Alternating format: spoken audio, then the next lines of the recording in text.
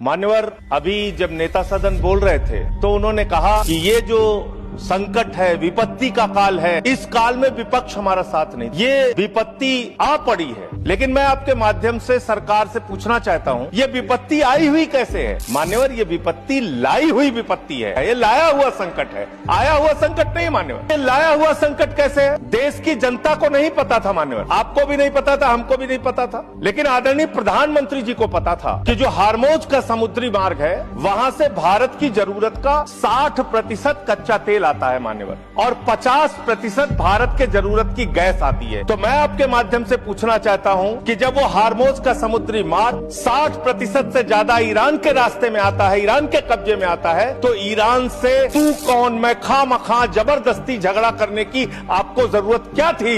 इसलिए आपने जानबूझकर देश को संकट में डाला है। ये संकट आया हुआ संकट नहीं है, ये लाया हुआ संकट है, और इस लाए हुए संकट के सबसे बड़े जो प्रायोजित किया है जिन्होंने संकट, उसका नाम है देश के प्रधानमंत्री आदरणीय नरेंद्र मोदी जी। मान्यवर, ये बात देश की जनता को पता होनी चाहिए। आपका परंपरागत मित्र है ईरान, और खुद प्रधानमंत्री ने माना है। प्रधानमंत्री जी जब गए थे ईरान की यात्रा में, उन्होंने कहा भारत और ईरान की दोस्ती इतिहास से भी पुरानी है।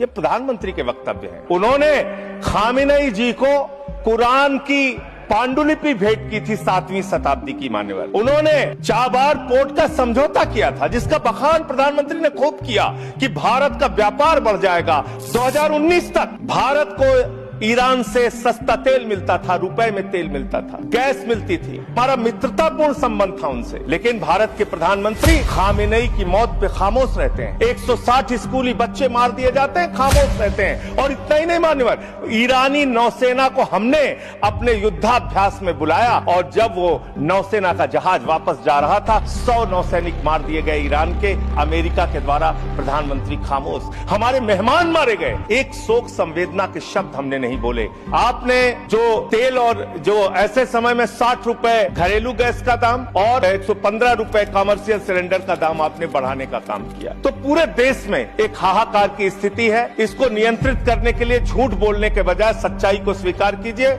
और आज जो कहा गया कि हार्मोज समुद्री मार्ग खुल गया है, गलत जानकारी सदन को नहीं देनी चाहिए।